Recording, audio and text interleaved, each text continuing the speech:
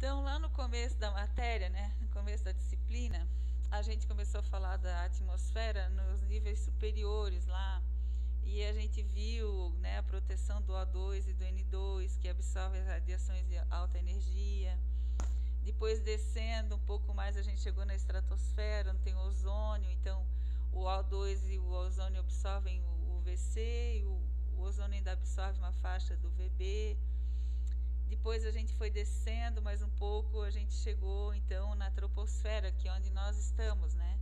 E é ali que estão também mais concentrados os gases do efeito estufa, que mantêm o equilíbrio térmico da Terra. Ou seja, está desequilibrando, mas eles é que são responsáveis por isso. E hoje então a gente vai ver os processos, né, os problemas relativos à poluição atmosférica na atmosfera no âmbito dos locais onde nós estamos, as casas, os ambientes, as ruas, as cidades. E não é pouco que se tem de problemas nesses locais, em muitos locais, e a gente está tendo a saúde afetada por eles, né? Então, a gente vê até em alguns eventos que também tem poluição atmosférica a partir de fontes naturais, né? Com incêndios naturais no sentido, sim, quando o incêndio é acidental, né? Às vezes tem incêndio criminoso, né? Mas os incêndios florestais são fontes de poluição, o vulcão, e tem outros processos, né? Tem locais que tem poluição atmosférica também por fontes naturais e que são bem complicados. E também tem a poluição atmosférica de fontes antropogênicas. E aí se divide em fontes fixas, né, que não saem do lugar, indústria, queimada, geração de energia, e fontes móveis, né, que são os veículos, aeronaves e veículos leves, etc. Quando a gente está falando de veículos a combustão é uma reação com oxigênio, né? Reação de oxidação com oxigênio. E a gente tem, então, quando a gente tem combustíveis contendo carbonos orgânicos, a gente tem algumas possibilidades dessa reação acontecer de forma completa. Quando acontece de forma completa, a gente gera CO2 e água, né? Aqui aparece um exemplo de um componente do diesel, que é o C14H30, um hidrocarboneto, um alcano. E outras possibilidades são de combustão incompleta. Quando é que vai acontecer a combustão completa e quando é que vai acontecer a combustão incompleta? Quando as condições de queima são favoráveis, ou seja, tem oxigênio suficiente, esse contato do oxigênio com o combustível ele é facilitado, ele é bem permitido, né? O contato entre os reagentes é bem feitinho, então a gente tem a reação de combustão completa. Mas o que acontece muitas vezes, quanto mais pesado é o combustível, né? Então é mais fácil queimar um gás, porque gás com gás, né? O gás combustível com gás oxigênio é fácil reagir, mas à medida que o combustível fica mais denso, fica mais difícil. Tanto que é difícil queimar lenha, por exemplo, né? Eu sempre digo, qualquer pessoa esquece uma vela ligada em casa, taca fogo na casa. Agora vai tentar fazer fogo numa estufa, vai tentar fazer fogo no fogão a lenha e ver como é difícil começar por causa do estado físico, né? A lenha é difícil começar o fogo. Então, quando a gente tem uma condição não ideal de combustão, a gente tem um processo que é conhecido como combustão incompleta, ou seja, eu vou ter o oxigênio reagindo de forma parcial e um dos produtos formado é o CO, o monóxido de carbono. Ou, numa condição mais desfavorável ainda, a gente vai ter formação de fuligem, né? A combustão mais incompleta ainda. Vejam que a reação de combustão ela libera calor. Quando a reação é de combustão completa, a gente tem o uso completo do potencial de energia do combustível, porque é uma reação exotérmica. Quanto mais eu conseguir oxidar o combustível, mais energia vai ser liberada ali. Então, quando eu tenho a combustão completa, eu aproveito todo o potencial energético do combustível. E quando eu tenho combustão incompleta, eu vou ter uma reação de oxidação parcial. E com isso, quem é que perde? No caso aí, diesel, né, um componente do diesel, se eu tenho um caminhão, um veículo a diesel desregulado e ele queima liberando fuligem ou ele queima incompleto, o proprietário vai perder dinheiro. Por quê? Porque está jogando fora combustível não queimado. É literalmente isso. A combustão incompleta não aproveita o potencial total da energia daquele combustível. Vejam que o monóxido de carbono, que é formado a partir da combustão incompleta, ele é um gás muito perigoso, gente. Ele é um gás muito perigoso. Eu coloquei até notícias de jornal aqui mostrando o quanto que já morreu de pessoas e todo ano morre mais gente, né? Esse gás, ele se liga ao ferro da hemoglobina. Então, ele dificulta, quando não paralisa, o transporte de oxigênio para as células. E por isso que mata, porque a pessoa sem oxigênio morre, né? E quando não chega a morrer, mas eu tenho, por exemplo, um caso de exposição crônica, o monóxido de carbono pode acontecer, afeta o coração, a pessoa pode morrer por problemas cardíacos. E como é que a pessoa vai se sentindo? O monóxido de carbono ele vai se ligando na hemoglobina. Num caso de intoxicação aguda, a pessoa vai ficando com a hemoglobina comprometida, vai diminuindo o transporte de oxigênio até que ela perde a consciência, porque o cérebro não vai receber oxigênio suficiente, vai ficando tonto, vai ficando cansado e perde a consciência, e se ninguém tirar aquela pessoa dali, ela pode morrer. Aliás, acontece muito, né? Então, eu coloquei aqui notícias que aconteceram, foram muito trágicas, né? Aconteceu lá em 2016, um pobrezinho brasileiro morando na Argentina para estudar, morreu lá no chuveiro a gás, né? Porque o chuveiro a gás ele tem um problema. Se o aquecedor do chuveiro está dentro do banheiro, quando está frio, a pessoa fecha a janela. Não pode, gente, nunca deixe o ambiente fechado. É isso, o monóxido de carbono ele se forma em ambiente fechado. Tem que deixar sempre uma fresta para entrar o ar, porque senão a pessoa vai ficar respirando monóxido de carbono. E aí tem uma notícia de 2019 que tiveram vários casos, né? Uma família no Chile, morreu um monte de gente. Um caso em Campos do Jordão, outro em Santo André. Em todos eles a causa era o monóxido de carbono, o aquecedor a gás dentro de casa, o ambiente todo fechado, e aí faltou oxigênio para manter aquele sistema, e as pessoas começaram a respirar monóxido até o ponto de morrerem. E também teve um caso lá em 2014, aqui em Xanxerê, que um casal foi para um motel, o carro estava com defeito, era daquele motel de primeira qualidade que o carro entra junto no quarto, né? Ficou então o carro ligado. O casal ficou lá e o carro ficou ligado. Os dois morreram, gente. Os dois. O casal morreu porque aquele carro ligado foi consumindo oxigênio, gerou monóxido e matou o casal. Então, assim, eu gostaria de alertá-los, por favor, quem tem fogão, sempre tem que deixar alguma fresta para o ar entrar, mesmo que esteja frio, deixe uma fresta. Fogão a lenha, aquecedor, a lareira, tudo isso tem que deixar um pouco de ar entrar, porque chuveiro a gás é um perigo, lembrem-se sempre disso. Tudo que tiver queimando num ambiente fechado representa risco, o risco até de morrer.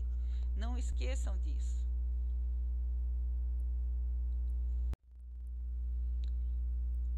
Então, gente, além do monóxido de carbono, quando a gente tem a combustão incompleta de diesel, carvão, vegetação também, né? A gente tem a formação de partículas. E partículas, às vezes, que têm um tamanho muito pequeno. As partículas com um tamanho menor do que 10 micrômetros, são chamadas de PM10, partículas inaláveis, né? Elas conseguem atingir as partes mais profundas do sistema respiratório, porque o nosso corpo ele não tem mecanismos para reter partículas tão pequenas. E piores ainda são as partículas que têm tamanho menor do que 2,5 micrômetros, PM2,5, são ditas partículas respiráveis. Por quê? Elas conseguem chegar no pulmão, conseguem atravessar as paredes lá dos alvéolos e chegar na corrente sanguínea, né?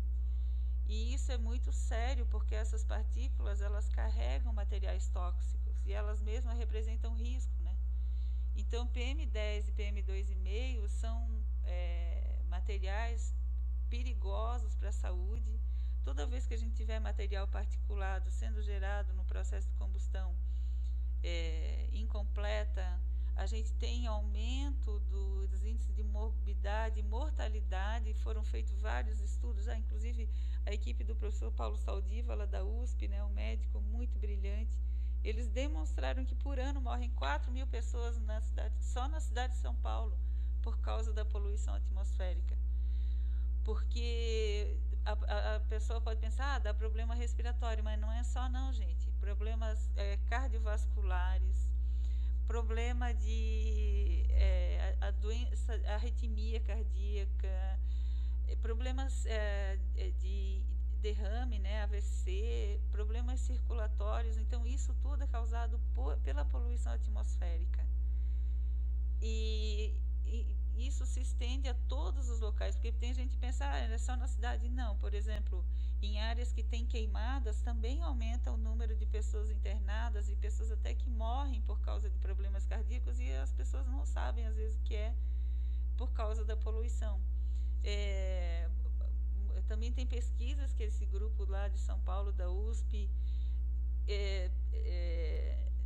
apresentou, né, fez com cortadores de cana ou moradores, né, também das regiões que tinham queima da cana na época da colheita,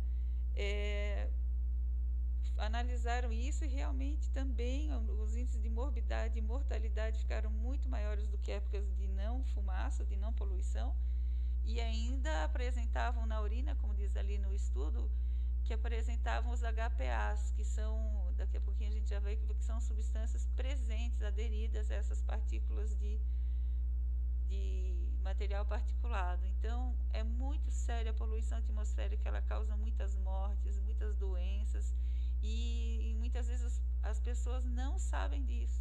Elas estão sendo vítimas dessa exposição e não sabem que é por causa da poluição atmosférica. Então, quando tem a combustão incompleta, que forma aquela fuligem, aquela fumaça, tem aderidos aquelas partículas, os famosos HPAs, que são hidrocarbonetos policíclicos aromáticos. Então, eles estão presentes ali junto com o material particulado fino liberado durante a queima, né? Como eu falei, não é só de combustíveis fósseis, mas também de vegetação, aquela fumaça lá. E eles são muito perigosos para a saúde. Eles têm uma capacidade incrível de interferir no nosso DNA. Eles se metem lá no meio do DNA, desorganizam o DNA. E eles esses HPAs, eles estão presentes em muitos meios. Por exemplo, se alguém tem fogão a lenha em casa, já está exposto a HPA, porque fumaça sempre tem, né? Toda vez que eu tiver fumaça, eu vou ter HPAs presentes, eu vou ter material particulado fino, né? E eles são perigosos porque justamente eles são mutagênicos, carcinogênicos e até desreguladores do sistema endócrino. Então, são substâncias perigosas. É triste porque tem gente que está sujeita à exposição, né, a essas substâncias no seu trabalho. Então, aquele pessoal que trabalha em pavimentação asfáltica, tem várias ali listas de profissionais, né? Trabalham com empresas que realizam liquefação e gaseificação do carvão, coque, alcatrão. O alcatrão da hulha é o material que sai quando se aquece carvão mineral, ou também quando se aquece madeira também sai alcatrão, né? Quando queima em condições controladas, ele é rico em HPAs. E também o pessoal que, no caso, convive com fumante, a fumaça do cigarro, emite, né? Tem presente os HPAs presentes na fumaça do cigarro. É interessante falar para vocês, a nicotina é o que vicia a pessoa no fumo, né? A fumar. Mas quem faz adoecer são essas HPAs presentes na fumaça. Então, a pessoa adoece de câncer de vários tipos e tem outros problemas circulatórios e tudo mais, justamente por causa da presença dessas substâncias tóxicas na fumaça do cigarro. É muito triste, né? E agora uma notícia que tenho. Ai, gente do céu, eu tenho que contar uma historinha para vocês. Os HPAs são tóxicos, não só para os humanos, eles também são letais para bactérias.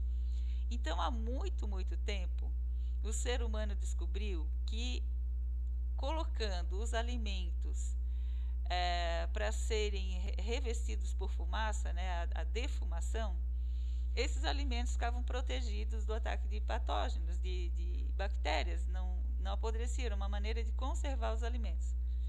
Então, fazia-se lá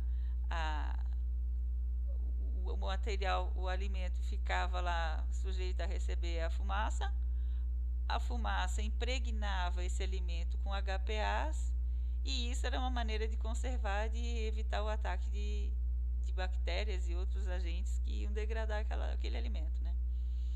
Então tem peixe, carne, e tudo que é vários alimentos defumados. Só que alimento defumado tem altos teores de HPAs, que são tóxicos. Então, por que as pessoas continuavam usando? Primeiro, que elas não sabiam. E segundo, que antigamente as pessoas viviam pouco, né? Por quê? Porque tinha muitas... não tinham desenvolvido ainda os antibióticos, morriam de doenças diversas. Ainda jovem, né? A humanidade aumentou bastante o tempo de sobrevida. Então, as pessoas morriam jovens, as coitadas das mulheres morriam no parto, os homens iam para a guerra já morriam. Então, o efeito tóxico, porque os HPAs, eles não causam doenças agudas a nível imediato, é crônico. A pessoa vai tendo câncer, vai tendo doenças lá até que morre. Então, se usou a defumação por muito tempo e agora se sabe, os alimentos defumados, eles são potencialmente cancerígenos, exatamente porque tem os HPAs. Ai, meu Deus do céu. Inclusive ali tem, quem está exposto ao HPA tem diversos tipos de câncer: pulmão, pele, bexiga, esôfago, sistema hematopoético. Então, são substâncias cancerígenas e tóxicas. E o ser humano inventou o alimento defumado sem saber disso, mas agora a gente já sabe. Mas vejam o que a gente está fazendo. A gente continua vendendo alimentos defumados e, pior ainda, vejam a próxima notícia. Não, gente, não bastasse a gente continuar tendo alimento defumado, na verdade o alimento nem precisa ser mais defumado, porque as indústrias alimentícias usam a fumaça líquida para botar gotinhas lá no alimento e ele ficar com gosto de defumado. Gente, isso é inacreditável. Fumaça líquida. Tem aqui, até eu coloquei anúncio de vendedores vendem fumaça líquida. Porque a fumaça líquida vai ter aquele saborzinho que o ser humano gosta, que é o defumado, o sabor de defumado. E vocês acreditam, faz-se fumaça líquida para vender como aromatizante. Então muitos de vocês comem salgadinho, sabor churrasco. O que tem ali? Trigo, sal e gotas de fumaça. Como que é feita a fumaça líquida? É simples. Pega a madeira, queima de forma incompleta, sai aquela fumaça. Quando a fumaça é resfriada, ela gera o alcatrão, que é esse líquido rico em HPA e que tem esse sabor de defumado. E é com isso, eles não precisam mais defumar o alimento, eles simplesmente botam gotas de fumaça líquida que o alimento fica com sabor de defumado.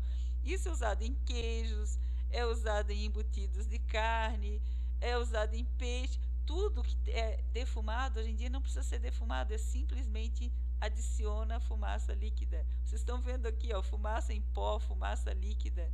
Gente, olha aqui, ó, tem a propaganda diz, ó, linguiça calabresa, bacon, tudo isso não precisa mais ter o alimento ser defumado, ele recebe essas gotinhas aí. É muito mais barato produzir fumaça líquida do que do que fazer o alimento ser defumado. Meu Deus do céu, que é isso, gente? Não, e ainda falando dos alimentos à base de carne, não bastasse isso, ainda tem os conservantes, né? O P7 e P8. O que é P7 e P8? Nitrato e nitrito, gente. Nitrato e nitrito. Salitre. Vem nitrato e nitrito nos alimentos contendo carne. Todos os alimentos industrializados contendo carne vem. E por que eles botam? Porque a carne fica bonita, fica vermelha, né? Naturalmente a carne fica escura. Com os nitratos e nitritos evita isso. Então a carne fica, o alimento fica com aquela aparência rosada, aquela aparência de coisa nova. Na verdade, nada mais é do que o efeito da presença dos nitratos e nitritos, que desde os anos 60 já se sabe que isso é cancerígeno. Lá no estômago forma nitrosaminas. Em 2015,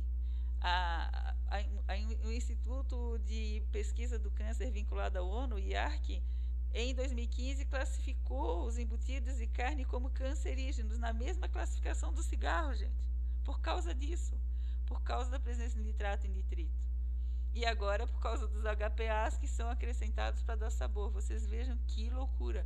Pelo amor de Deus, não comam mais cachorro quente, muito menos dar cachorro quente para a criancinha comer. Se a gente faz festa de aniversário para a criancinha com cachorro quente, olhem, tudo isso aí está cheio de P7, P8. Se vocês acharem que eu estou mentindo, olhem lá no rótulo desses produtos, está escrito lá P7 e P8. Está escrito lá, conservante está lá. Não, e depois o povo não quer adoecer, né? Por isso que os médicos dizem, consuma pouco alimento industrializado. Quanto menos alimento industrializado, melhor, gente. Porque a indústria faz coisa que a gente nem acredita. Vocês sabiam disso? Não, ninguém sabia disso, né? Que tem cancerígeno nos alimentos à base de carne. Aí eles dizem, mas é tudo controlado, é quantidade pequena, é medido. Que é nada, cada vez que tem fiscalização, ultrapassou e muito a quantidade permitida, isso. Não é todo esse cuidado que se tem, não. E essa fumaça líquida aí, vocês comam salgadinho sabor churrasco, como? Tudo comendo fumaça aí. Comendo fumaça, comendo HPA, gente. Olha que situação.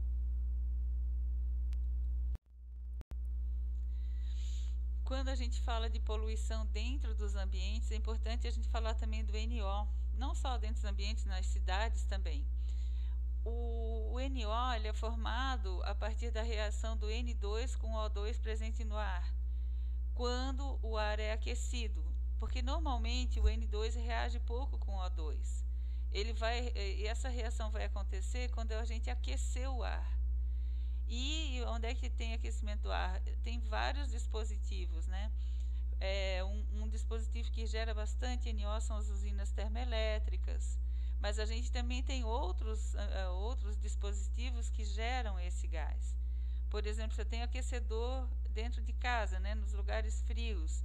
Quanto mais quente o aquecedor, quanto mais ele aquece o ar, mais vai gerar NO dentro de casa, dentro dos ambientes. Por isso que não é aconselhável usar aqueles aquecedores, porque até incandescentes, de tão quente que fica ali. Então, vai gerar uma quantidade expressiva de NO no ambiente, dentro do ambiente em que a pessoa está, né? O NO depois vai também continuar reagindo para formar o NO2. E o NO, gente, ele é um gás perigoso, inclusive porque o nosso organismo usa o NO como gás de comunicação entre as células. Então, o nosso corpo usa esse gás.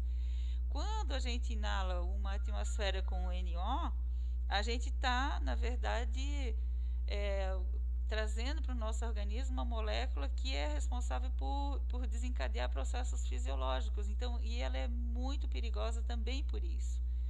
Tem vários estudos, como eu cito ali, que ele pode causar impotência masculina, câncer, diabetes, supressão da imunidade, diarreia, mal de Parkinson, desordem de memória e aprendizado, processos alérgicos e inflamatórios. Tudo isso, claro, depende do tempo de exposição, depende da concentração, depende da frequência de exposição, mas a gente tem que tentar evitar, sim, a exposição a esse gás, porque ele é muito perigoso. o nosso organismo usa esse gás para comunicação, a concentração que é necessária para ter efeito é muito baixa. Então é perigoso por isso também, né? Eu estudei bastante o óxido nítrico, porque dei assessoria para o Ministério Público em questões envolvendo a poluição causada por usinas termoelétricas, e as usinas termoelétricas liberam bastante NO, porque elas usam bastante combustível, né, o caso do gás natural e o ar aquecido ali, então forma uma quantidade expressiva de NO. E tem aparecido muitos artigos científicos sobre os riscos que esse gás representa para a saúde quando ele está presente na poluição, né? Lembrando sempre que essa poluição também pode estar dentro das casas. O NO2 também é um gás perigoso, que é derivado do NO, que pode causar problemas respiratórios, principalmente em crianças. Então, todo cuidado é pouco, né? Todo cuidado é pouco. Esses estudos que eu tenho mostrado aqui é exatamente para alertá-los do perigo que é a poluição atmosférica dentro das casas e como a gente deve realmente buscar evitá-las, né? Eu vou falar um pouco sobre uma questão que é a qualidade do diesel comercializado no Brasil, né? O diesel comercializado no Brasil tem dois tipos: o diesel comum, que tem 500 ppm, 500 partes por milhão de diesel, e o diesel S10, que é o diesel mais puro, que tem 10 ppm de enxofre. Eu até tirei foto aí agora em fevereiro da diferença de preços, né? O diesel comum 3,549, aqui onde eu fotografei, e o diesel S10 3,569. A diferença de preço é 2 centavos, gente, 0,56% em relação ao preço do diesel S500, né? Por que a gente precisa falar nisso? Porque o diesel, quanto maior o teor de enxofre no diesel, a queima é prejudicada, porque a presença do enxofre atrapalha a combustão. Se atrapalha a combustão, ele vai gerar mais poluentes, ele vai liberar mais material particulado e ele vai trazer perdas para o próprio proprietário do veículo, porque aquela fuligem, aquele combustível mal queimado é combustível jogado fora, é dinheiro jogado fora, é energia que não foi aproveitada pelo veículo. Então não tem nenhuma vantagem em se utilizar o diesel S500. Até eu acho que deveria ser extinto esse diesel S500, porque em vários países da Europa, Japão, Estados Unidos, esse tipo de diesel já foi abolido. O Brasil ainda mantém esse tipo de combustível aqui, e é muito ruim, né? Nesses países não pode ultrapassar 15 ppm, a gente está ainda vendendo o diesel S500. Aqui nessa tabela da esquerda a gente vê a evolução, né, do teor de enxofre no diesel. É lamentável, lastimável que até recentemente a gente ainda tenha esse óleo diesel. Tinha o S2000, gente, até pouco tempo era o S2000. Inclusive tem um fato histórico aí, né, muito triste, que eu acho que o CONAMA, o Conselho Nacional do Meio Ambiente, ele tem poder de baixar resoluções que têm força de lei. Não são leis, mas tem força de lei. Quando existe lei, o CONAMA atua nessa área ambiental aí, aprovando resoluções. Dentro do Programa Nacional de Controle de Poluição de Veículos Automotores, o PROCONV, o CONAMA tinha aprovado uma resolução com limites para a emissão de veículos a diesel mais restritivos, e essa restrição deveria valer a partir de 2009. Aconteceu que os fabricantes de veículos a diesel se reuniram e foram para o governo dizer o seguinte: olha, nós conseguimos, os nossos veículos já tem frota circulando lá no exterior, eles atingem esse nível de emissão de poluentes tranquilamente. O problema no Brasil não é o veículo, é o diesel, porque com essa qualidade do diesel, que em 2009 a gente ainda tinha o S2000, né? O S2000, que era o 2000 ppm de enxofre, o comum, e o S500, que era vendido em áreas urbanas. Com esse teor de S500 e S2000, os veículos não conseguiriam atender à legislação porque os veículos que teriam potencial para atender a legislação, eles não podem circular com esse tipo de diesel, porque esse tipo de diesel é incompatível com o funcionamento do motor. Inclusive, se vocês olharem lá nos postos de gasolina, tem um aviso: os veículos a diesel fabricados a partir de 2012 não podem ser abastecidos por diesel comum. Esse aviso está lá. Os veículos que são vendidos no Brasil a partir de 2012 não podem ser abastecidos com S500, porque senão eles vão ter problemas, talvez até irreversíveis, em função da má qualidade do combustível. E aconteceu isso. Então, em 2009, os veículos precisariam atender a legislação, os fabricantes esclareceram que eles conseguiriam, mas com o diesel comercializado no Brasil não seria possível por causa do alto teor de enxofre. E o governo, então, ao invés de obrigar a Petrobras a se ajustar à qualidade do diesel, não, prorrogou para 2014 a venda do diesel S10. E aí a exigência do PROCONV, então, da resolução do CONAMA, foi adiada por 5 anos. E isso trouxe consequências muito ruins para a sociedade brasileira, porque quando o diesel é ruim, com alto teor de enxofre, ele queima mal, ele libera uma quantidade muito maior de material particulado do que um motor, um veículo abastecido com S10, que praticamente não se vê isso. Se o motor está bem ajustado, o material particulado é mínimo. E aí a gente ficou por mais 5 anos com essa poluição, simplesmente porque a Petrobras agiu politicamente para adiar a oferta de diesel S10 no Brasil. Isso é muito ruim. Lembrando que lá os estudos na cidade de São Paulo demonstraram que morrem pelo menos 4.000 pessoas por ano devido à poluição do ar. Então, imagina o impacto disso na sociedade brasileira, na saúde pública, por deixar um diesel com S500 ainda sendo comercializado. Então, os caminhões novos, os veículos novos, eles só podem ser abastecidos com S10, o diesel com 10 ppm de enxofre. Os veículos que usam o diesel S500, que tem 500 ppm de enxofre, eles não são novos e eles vão ter problemas, eles vão estar emitindo mais poluição, o aproveitamento do potencial energético é pior para o próprio proprietário. Essa pequena diferença de preço, eles deveriam abastecer mesmo veículos velhos com o diesel S10, porque a pequena diferença de preço compensa o dano que vai fazer isso para o motor, sem falar da poluição da saúde pública.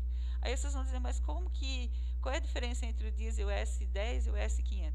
Simplesmente o diesel ele tem diferentes teores de enxofre dependendo da fonte de onde ele é extraído, mas ele pode ser purificado. É por isso que tem o S10, porque pegou-se o diesel comum e tirou o enxofre por um processo industrial bem conhecido. É uma questão política. Existe tecnologia? Existe. Dá para fazer? Dá. Então, por que o Brasil continua vendendo o diesel com 500 ppm de enxofre, que causa poluição, causa desgaste dos motores, causa problemas de todas as naturezas? E isso é uma questão que, sinceramente, eu acho que já passou do tempo. Já passou do tempo. Não deveria existir o diesel comum. No Brasil deveria ter só o diesel S10 e pronto. Ia minimizar muitos problemas. Inclusive, daí me perguntam, professora, quando abastece com diesel S10, tem que usar o Arla, né? Sim, por quê? Porque quando usa o diesel S10, esses motores novos eles são mais eficientes, exatamente porque o combustível permite isso, acaba liberando mais NO, o óxido nítrico. Por quê? Porque aumenta a eficiência do motor, queima mais, a taxa de queima é melhor, e com isso forma-se mais NO, tem uma taxa térmica maior. E aí usa-se o Arla. O Arla é usado então para minimizar as emissões de NO. O Arla nada mais é do que uma solução, o Arla 32 é uma solução aquosa 32% de ureia, que retira, né, a ureia reage com NO e retira então grande parte do NO que seria lançado na atmosfera. E isso é muito triste, gente. O Brasil não deveria mais ter isso. Isso faz muito mal, faz mal para os veículos. É inadmissível que nós tenhamos ainda o S500 no Brasil. Diesel como o S500. Isso tem que acabar. Porque interessante que a vinda do S10 fez uma mudança radical nos veículos. Hoje, um caminhão transporta pelo menos 30% a mais de carga, aumentou a capacidade, aumentou a eficiência dos motores, aumentou, em função da tecnologia, e essa tecnologia só permite o uso de diesel com um teor baixo de enxofre. Se for um teor alto de enxofre, se for abastecer uma máquina nova com um diesel S500, vai estragar a máquina. Até o pessoal que trabalha na área rural, cuidado com isso, hein? Máquinas caríssimas, não vale a pena usar combustível velho, até porque o combustível S500, porque se usar vai estragar a máquina. Elas não aceitam esse combustível. Uma coisa também que às vezes as pessoas não percebem, né? Aqui tem uma reportagem sobre o fato de casa nova, às vezes deixa os moradores com problema de saúde, e ninguém imagina que seja exatamente por causa dos materiais que estão sendo liberados ali pelas solventes, né, pelas tintas que ficaram ali. Até pessoal que tem gente que gosta de cheiro também de carro novo, que tem aquelas colas, aqueles materiais que soltam cheiro, né? Esses materiais que soltam cheiro, que a gente sente o cheiro, são conhecidos como COVs, compostos orgânicos voláteis, né? E eles são muito comuns em material de construção, na fabricação de mobília, eletrodomésticos, tapetes, carros. Então, tudo que a gente sentir de cheiro, assim, é COV. E esses COVs, eles têm o potencial de deixar a pessoa bem, não diria assim, pode até não adoecer gravemente, mas causa mal-estar, e pode sim, dependendo do tempo de exposição e do tipo de material presente, pode causar problema de saúde sério, sim. Vou falar, por exemplo, aqui do lado, gente, eu achei uma coisa muito interessante, essa tabela aqui do lado, tipos de câncer por exposição ambiental ou laboral e alguns de seus fatores de risco. Gente, é muito interessante. Aqui tem o tipo de câncer, quais são os agentes químicos e quais são os profissionais que estão expostos. Vejam que interessante, ó, esses agentes químicos aqui: cabeleireiro, maquinista, mineiro, metalúrgico, motorista de caminhão, pintor, trabalhador de ferrovia, trabalhador em forno de coque e tecelão. Vejam que, por exemplo, quem trabalha numa indústria de roupas também está sujeito a isso. Quem trabalha numa gráfica, gente, é impressionante. O ambiente de trabalho nas gráficas é muito ruim. Eu não sei se vocês já foram numa gráfica, a gente entra, já quase cai de costas, porque tem aquele cheiro de solvente, por causa das impressoras que usam gasolina como solvente, né? Então, uma coisa é a pessoa ir lá de vez em quando e respirar aquilo, outra coisa é a pessoa trabalhar ali e respirar aquilo diariamente, né? Então, tem muitos profissionais que já se prevê que vão adoecer em função dessa exposição. As tintas, por exemplo, pinta uma parede lá com uma tinta óleo. Nossa, fica aquele cheiro da tinta, do solvente, ele é perigoso porque ele tem... no solvente tem hidrocarbonetos aromáticos extremamente tóxicos. Até coloquei aqui o BTX, né? Benzeno tolueno chileno, que é uma mistura que faz parte dos solventes e faz parte dos combustíveis também, que o benzeno é cancerígeno. O tolueno tem uma coisa interessante, o tolueno, antigamente o pessoal falava da cola de sapateiro, que as criancinhas pegavam cola de sapateiro para cheirar. O tolueno estava presente na cola de sapateiro como solvente e foi tirado exatamente por isso, né? E tem no esmalte, né? A gente vai no salão de beleza, lá tem o esmalte, tem o tolueno. Então, aquelas profissionais que ficam lá pintando a unha o dia inteiro cheirando tolueno. O tolueno é neurotóxico, gente. Inclusive causa surdez. Olha que coisa interessante, o tolueno causa surdez por causa de um problema que ele causa lá no cérebro, não é físico, fora, não é o ouvido, que a pessoa vai perdendo a audição por causa dessa exposição. E aí tem vários profissionais que são expostos a isso, né? pessoal que pinta carro, né? Pessoal que pinta estruturas, né? Quem vende portão, essas coisas, serralheiro, pessoal que trabalha com conserto de carro, todo esse pessoal está exposto, imposto de gasolina. Então, esses COVs, esses compostos orgânicos voláteis, eles são realmente preocupantes, principalmente para a exposição crônica. Também o solvente, eu falei da tinta com solvente orgânico, que é esse que cheira, né? Mas também tem a tinta à base de água. Então o pessoal pensa, não tem perigo. Tem também, porque a tinta à base de água tem, entre os outros componentes, tem o formaldeído, formol, que também é tóxico. Então a gente vê realmente dentro dos ambientes, esses materiais que são usados, eles são potencialmente tóxicos. E aqui eu achei interessante essa tabela aqui, pelo tipo de substância que está presente no meio dos ambientes de trabalho, o tipo de ocupação e o tipo de câncer que isso pode causar. É muito surpreendente, né? Os agrotóxicos aparecem bastante aqui. Olha, câncer de mama, né? Cabeleireiro, olha, por causa da exposição às substâncias que estão presentes no ar. A gente vê vários materiais. Quando a gente vai num salão de beleza, às vezes não é bem ventilado e se usa muito produto no cabelo, né? E aquilo, quando aquece lá com o secador de cabelo, aquilo vai para o ambiente. Então vejam que realmente representa risco para a saúde, principalmente para quem fica exposto por mais tempo. Mas uma casa nova, um carro novo, um ambiente que teve há pouco tempo a aplicação desses, um prédio novo, como a gente vê inauguração de prédios. Uma vez eu fui num evento num teatro que tinha sido recém-inaugurado, ninguém aguentava lá dentro, porque eles tinham colado aquele carpê no piso com cola, com solvente. A tinta ainda estava fresca. Nossa, gente, que horror que foi aquilo. Ficou todo mundo se sentindo mal lá dentro. Não é pouca coisa que isso causa, não. Eu não poderia deixar de falar sobre os pesticidas domésticos, gente. Eu me preocupo muito com isso, muito com isso.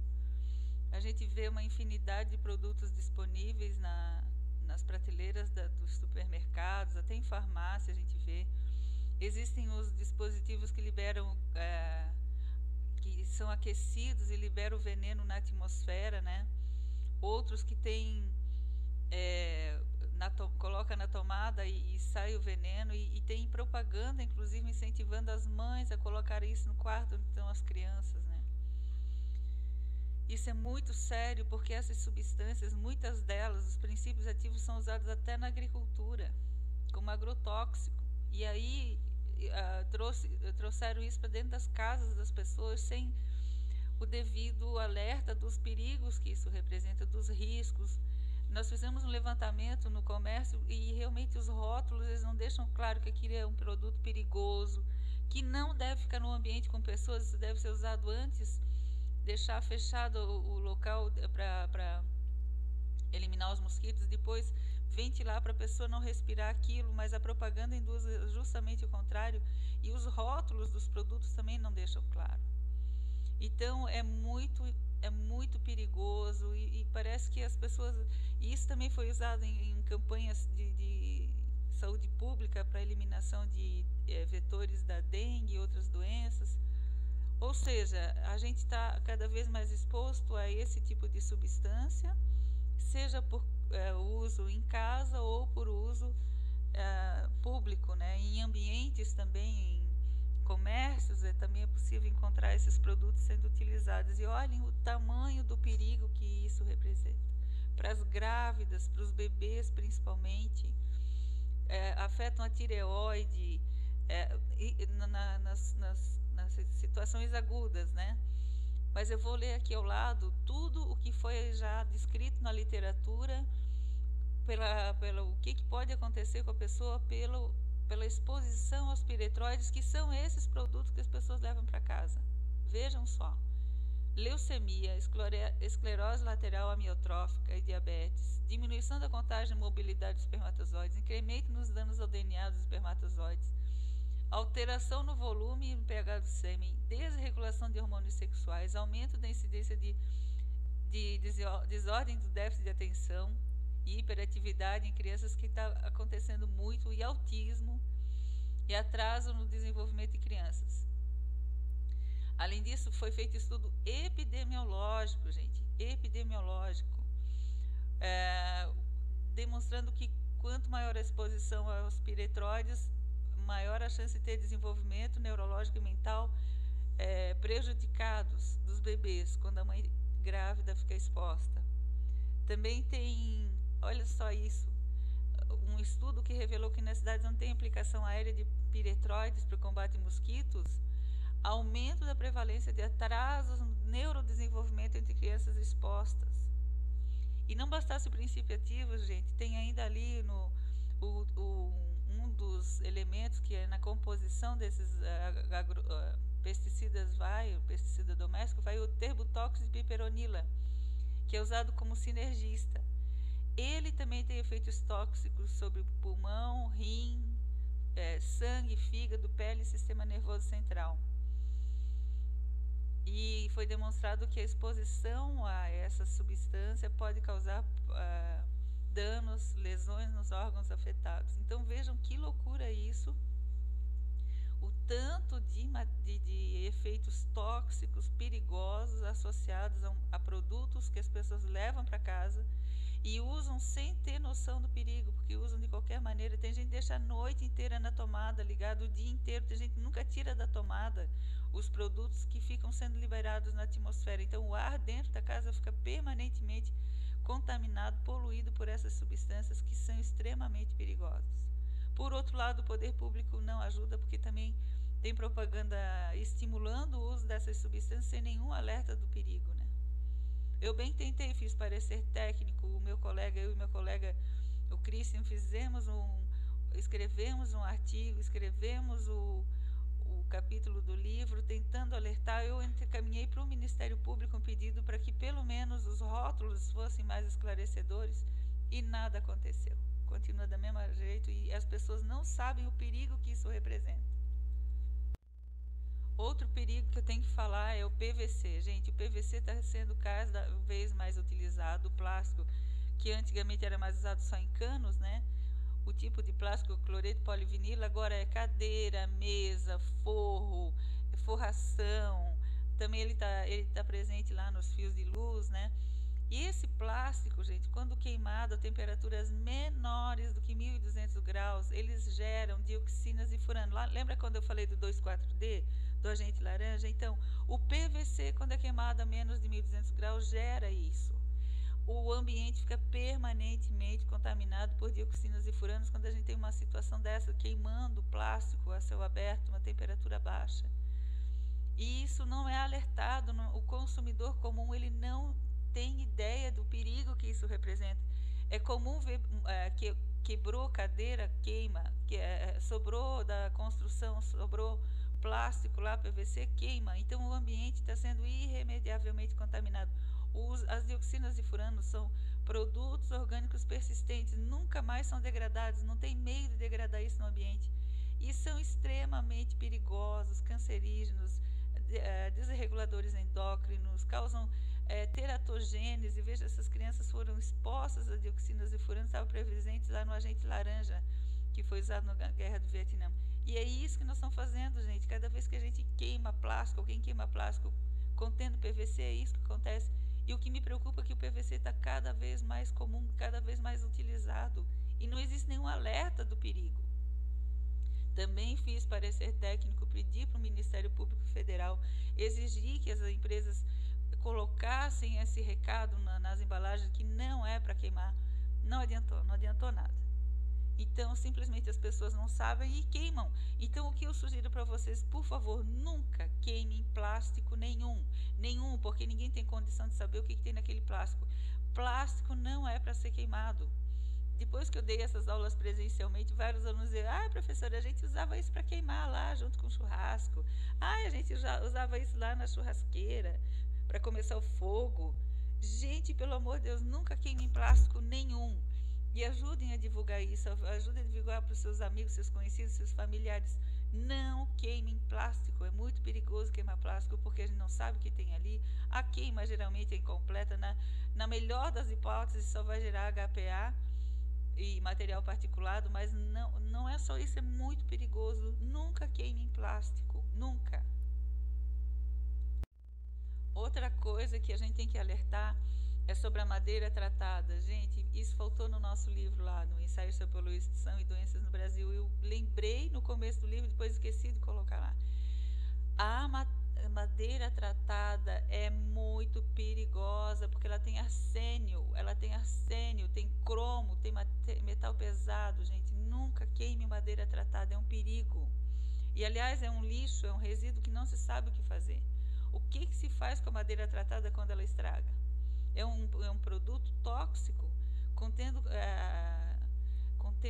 metais pesados. Isso não pode ser queimado, porque isso leva para a atmosfera esses materiais, e o arsênico é extremamente perigoso, gente, ele é letal.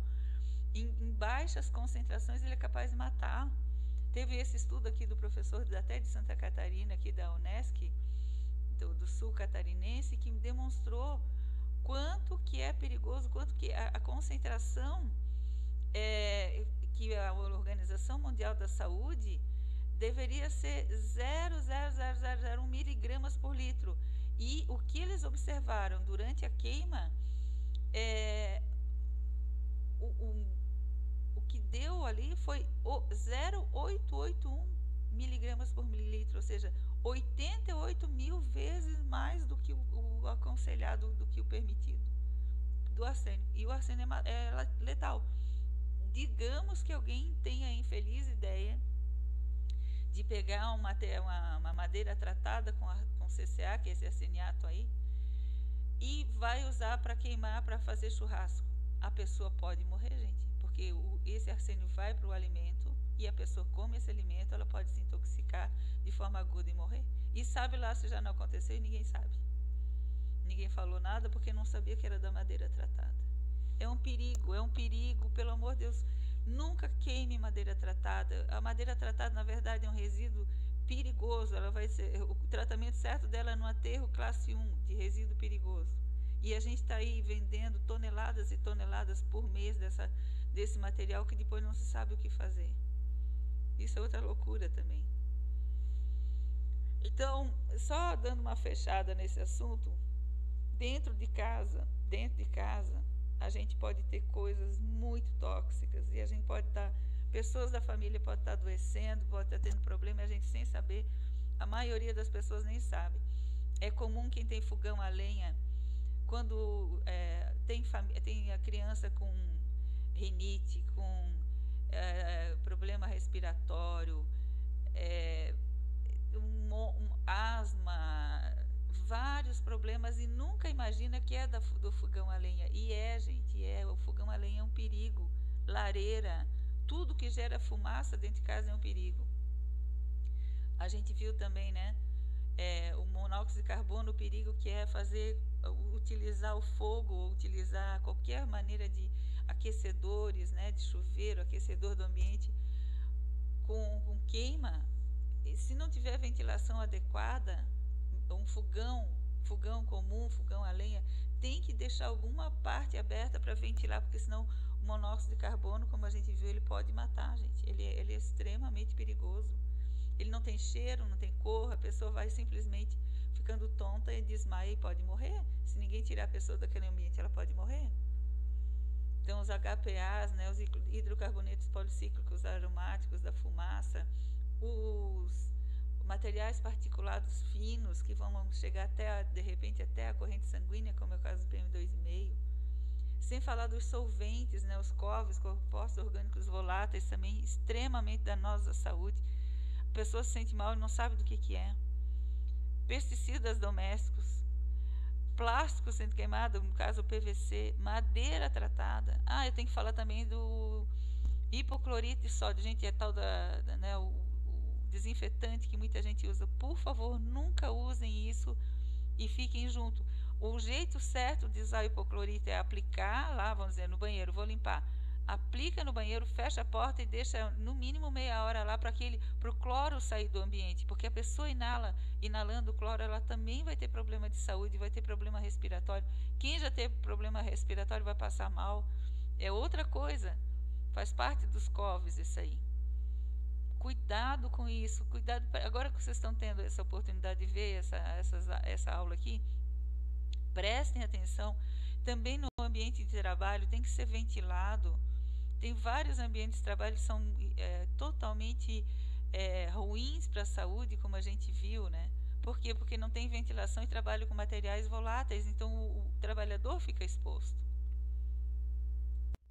Agora eu vou falar um pouquinho da inversão térmica, que é um processo que acontece nas cidades e que interfere na dispersão dos poluentes, né? Então, antes de continuar falando da poluição nas cidades, eu vou falar um pouquinho da inversão térmica. Normalmente, na atmosfera terrestre, a gente tem uma camada de ar mais quente e acima dela o ar mais frio, porque vai esfriando, a temperatura vai diminuindo à medida que a gente sobe na atmosfera. Bom, o ar mais frio, ele é mais denso, ele é denso. O ar quente é pouco denso, então o ar quente sobe e o ar frio naturalmente desce. Numa situação normal, a gente tem isso. O ar frio desce, é aquecido na superfície e volta, sobe, porque daí o ar quente sobe, né? Quando ele esquenta, ele sobe. Então o ar frio desce, esquenta e sobe de novo. E com isso cria-se um fluxo, né? O ar frio desce, o ar quente sobe e assim circula a atmosfera. Mas quando é inverno e a camada de baixo, a próxima ao solo, está frio já, o que acontece? O ar frio fica parado embaixo. E aí em cima fica uma camadinha de ar mais quente, embaixo fica o ar frio parado. Não tem circulação de vento, não tem circulação de ar. Porque o ar frio é denso, fica ali. Isso quando é inverno, frio. E aí esse processo que é contra o processo natural, ou seja, do ar quente circular, né? Isso é chamado de inversão térmica, que acontece no inverno, quando a superfície fica próxima do solo, fica fria. E aí o ar frio fica ali parado. Claro que essa circulação de gases, ela vai ser facilitada dependendo, ou dificultada dependendo do relevo da região, né? Então, tem regiões que tendem a ter esse processo de concentração de poluentes, principalmente no inverno. No inverno, por causa da inversão térmica, e quando normalmente já é difícil, por causa do relevo, que é dificultado, prejudicado a circulação de ventos, mais ainda. Então, se intensifica a inversão térmica, intensifica o processo de concentração de poluentes em determinados locais. E isso gera um aumento do número de pessoas que adoecem e morrem. Gente, sim, a poluição atmosférica em locais que tem uma baixa dispersão, ela resulta em adoecimento e mortes. Aqui tem um exemplo de 1952, que teve um grande evento de smog, de inversão térmica e concentração de poluentes em Londres, morreram 4.000 pessoas. Então, na cidade de São Paulo também, em 2007, enfrentou um processo muito intenso de inversão térmica que dificultou a dispersão dos poluentes e com certeza nos estudos epidemiológicos refletiu no aumento de pessoas que adoeceram e morreram, como a gente já viu aí, né? Morre de problema cardíaco, morre de problema circulatório, morre de problema respiratório, mas a causa fundamental é a poluição atmosférica. Existem dois processos, né? Dois tipos de situação extrema em que a gente tem concentração de poluentes que foram conhecidos como poluição de Londres ou poluição fotoquímica de Los Angeles. A poluição de Londres, né, no começo lá do século XX, ela foi resultante de vários fatores. Primeiro, a baixa dispersão dos poluentes, baixa temperatura e também o uso intensivo de carvão mineral. O carvão mineral é um combustível sólido, ele libera bastante material particulado durante a queima e tem bastante enxofre, como a gente já viu, a gente vai ver, né? Então, a poluição de Londres era devido à queima de carvão mineral. E o termo termo que se usa para uma situação em que os poluentes estão concentrados, baixa visibilidade, baixa dispersão dos poluentes e uma série de poluentes que tem poluentes primários e secundários misturados ali, reações secundárias acontecendo, é smog. O smog, na verdade, não existe.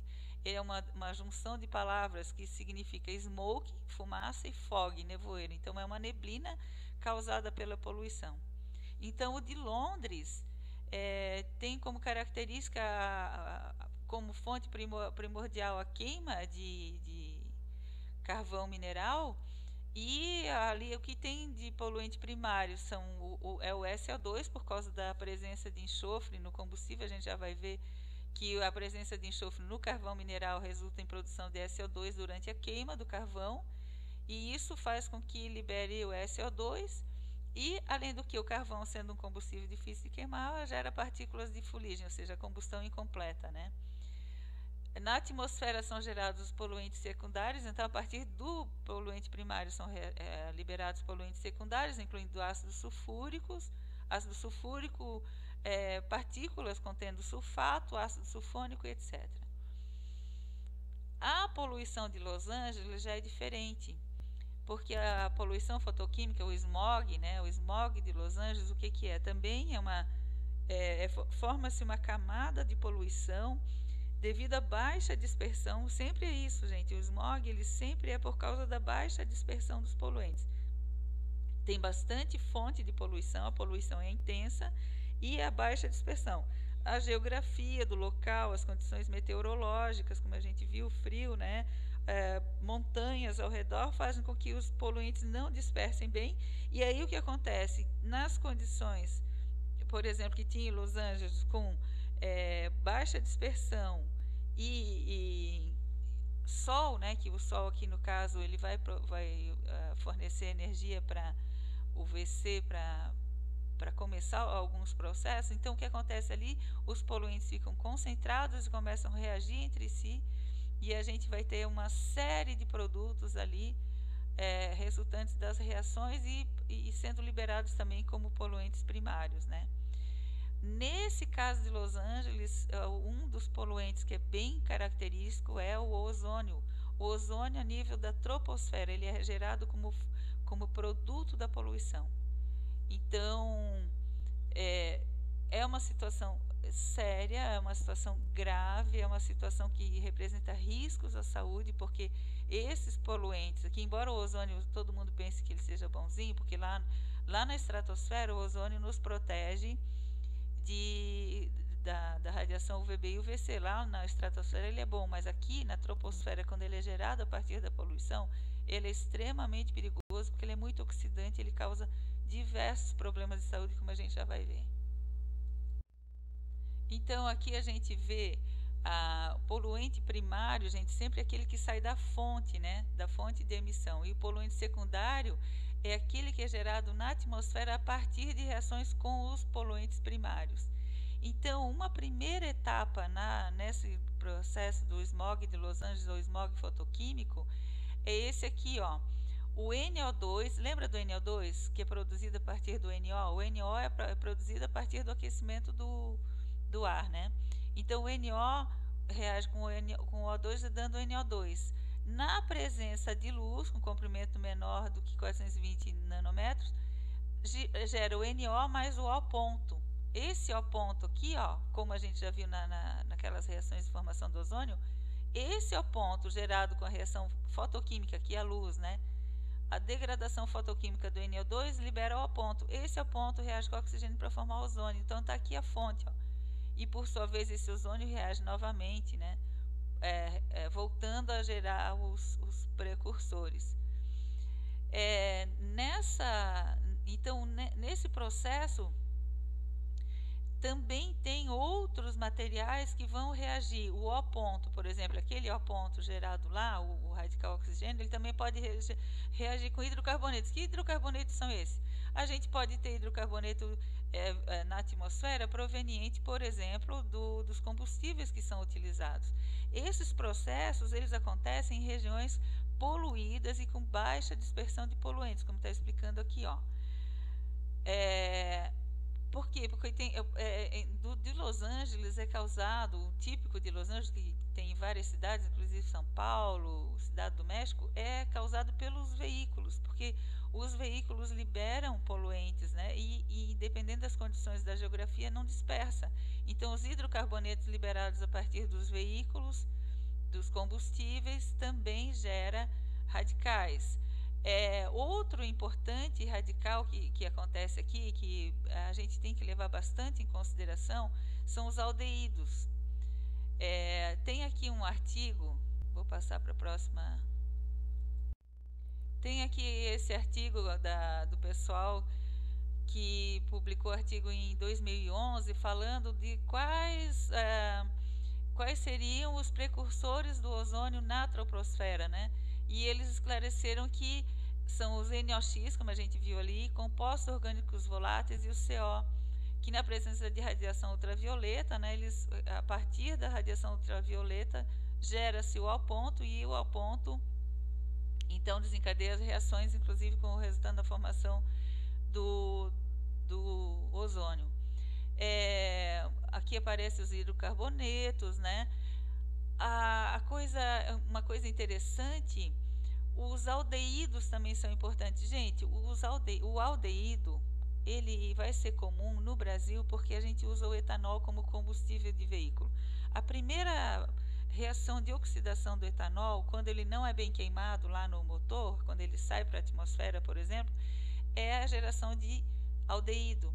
Esse aldeído participa de reações e também ele é tóxico, né? O formaldeído é tóxico, o acetaldeído é tóxico. Inclusive, uma curiosidade, quando a pessoa ingere bebida alcoólica, no fígado, a primeira etapa de degradação do etanol é justamente gerar o acetaldeído, e ele é tóxico para o fígado. É um dos motivos da pessoa ter problemas depois, até cirrose hepática, né? Porque vai degradando o tecido do fígado.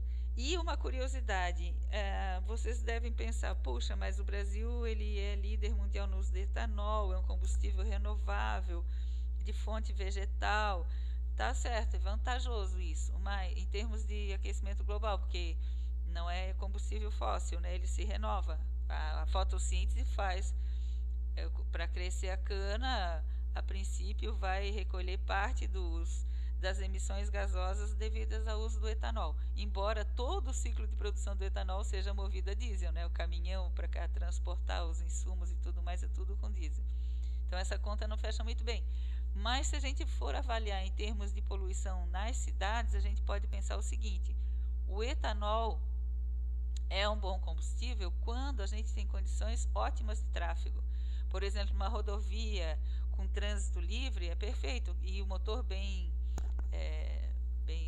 regular, né, não tendo nenhum problema, ele queima bem e está tudo certo.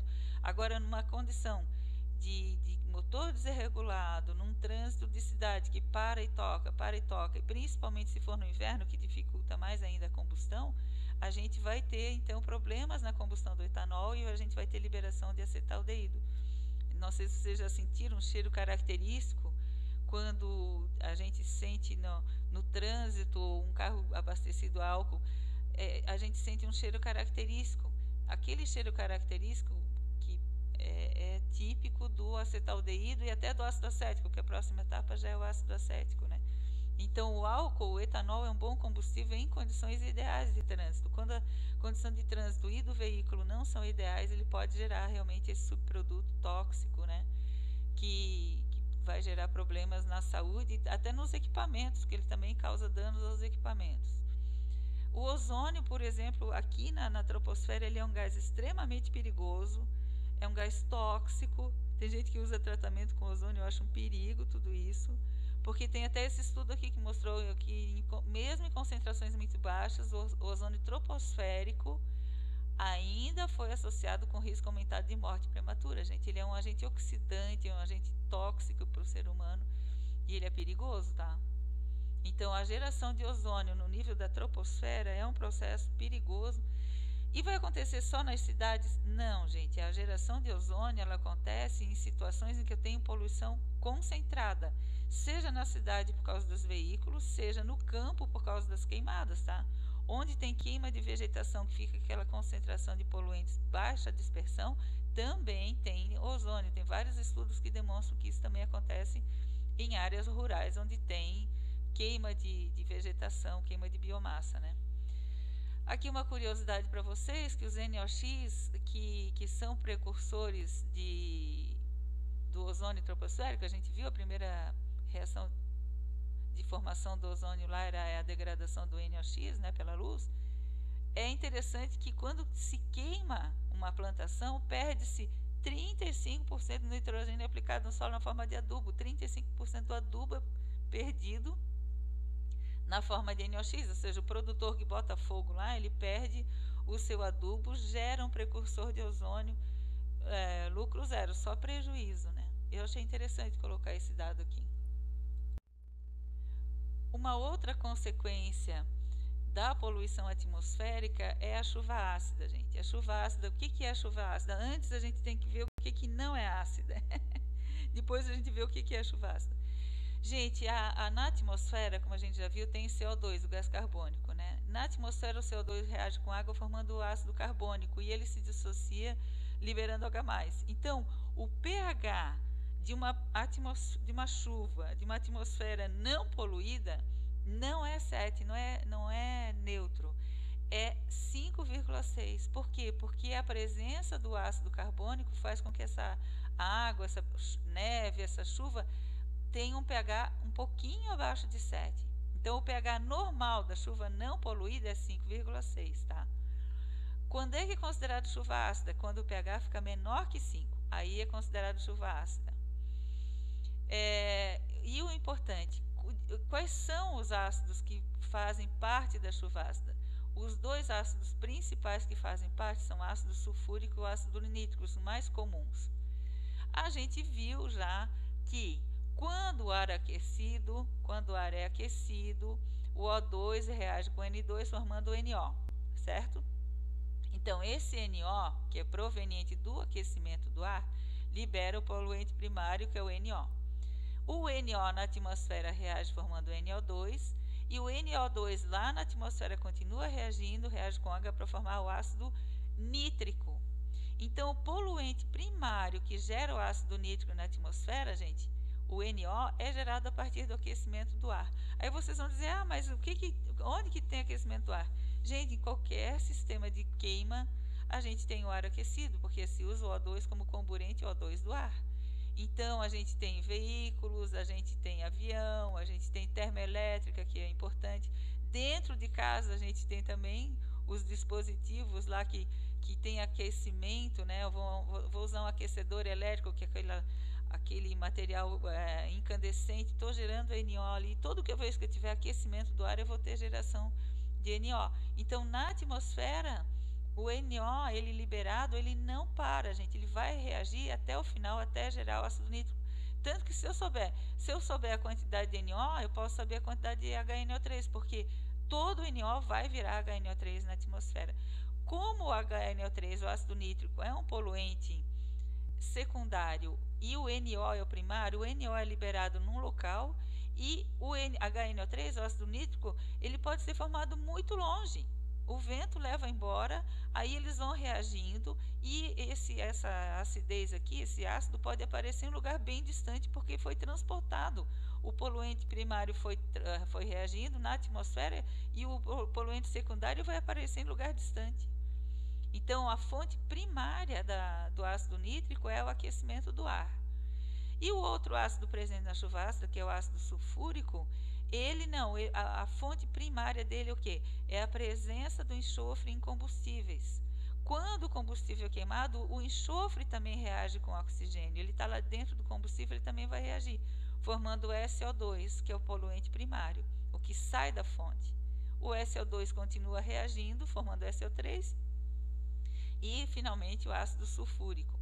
Então, esses ácido nítrico e ácido sulfúrico, como eles são poluentes secundários, muitas vezes, aqui está explicando que a chuva ácida ou precipitação ácida, esses ácidos aparecem em locais muito distantes de onde foi gerado o poluente primário, porque o processo continua na atmosfera até atingir regiões distantes ali, dependendo da direção dos ventos, né? Para onde que essa poluição vai ser levada?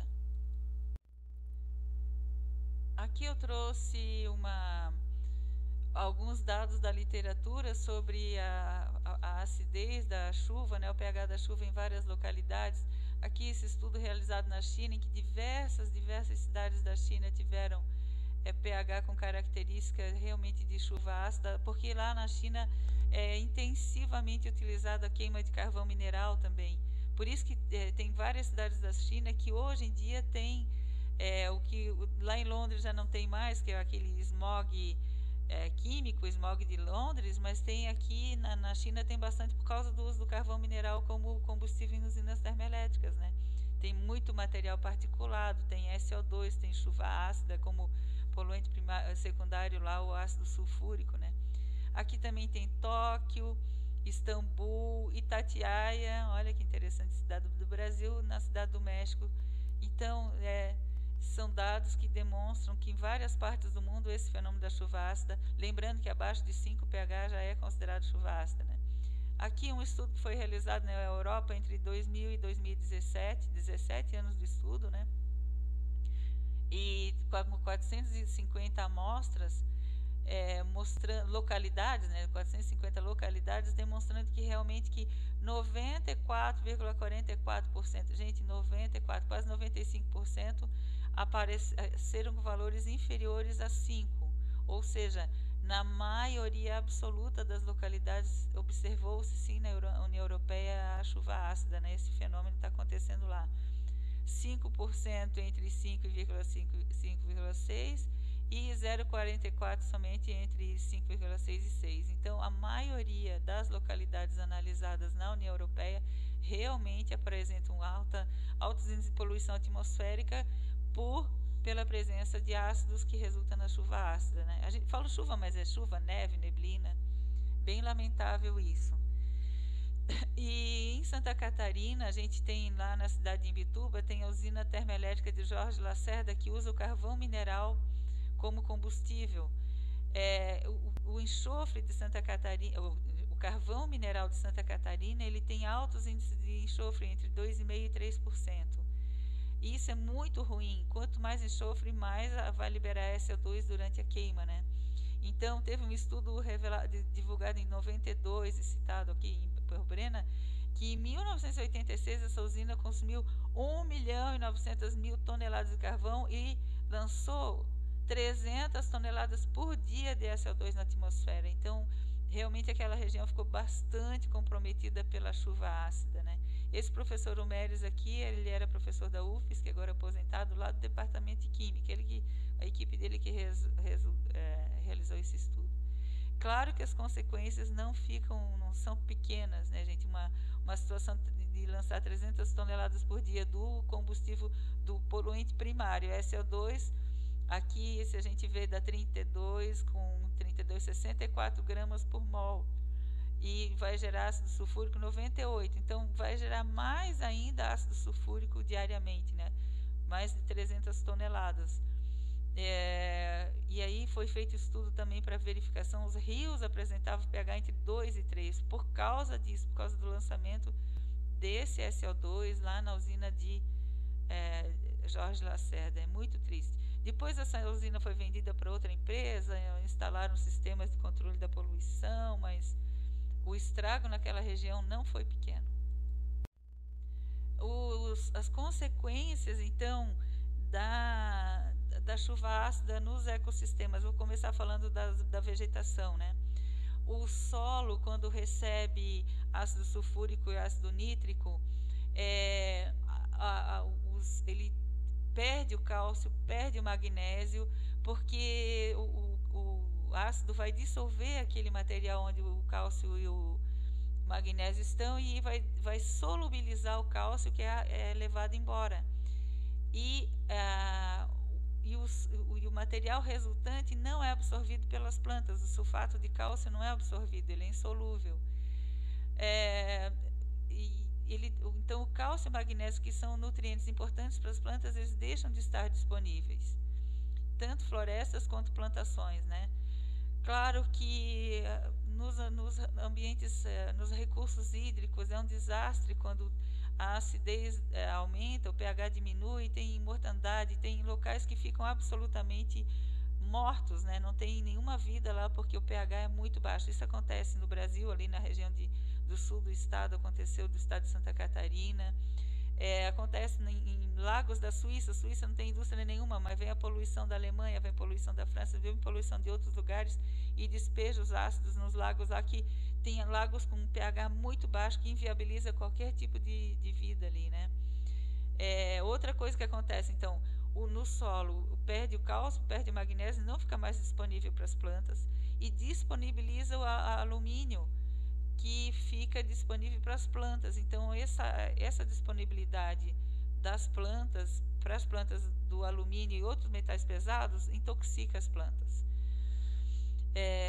Também, outra coisa que acontece é que os vegetais, quando recebem chuva com pH baixo, eles sofrem lesões nos tecidos e ficam assim, é como se fossem feridas nesses vegetais, feridas expostas. Aí fica mais fácil o ataque de patógenos, como acontece com a gente, né, quando a gente se machuca também. Então é a mesma coisa, a planta sofre danos nos tecidos que tornam ela mais vulnerável ao ataque de patógenos. Isso aqui é uma foto de uma floresta que foi devastada pela chuva ácida, gente. Isso aqui não foi outra coisa, a chuva ácida matou das árvores, seja por danos diretos aos tecidos, seja por problema, como a gente viu, no solo. Em obras de arte também se vê em vários locais do mundo que as obras de arte também são afetadas. As esculturas que têm como base carbonato de cálcio, elas vão sendo dissolvidas, porque o ácido sulfúrico ataca o carbonato de cálcio, solubiliza e causa danos, então, às obras de arte. Isso é bem comum em vários locais.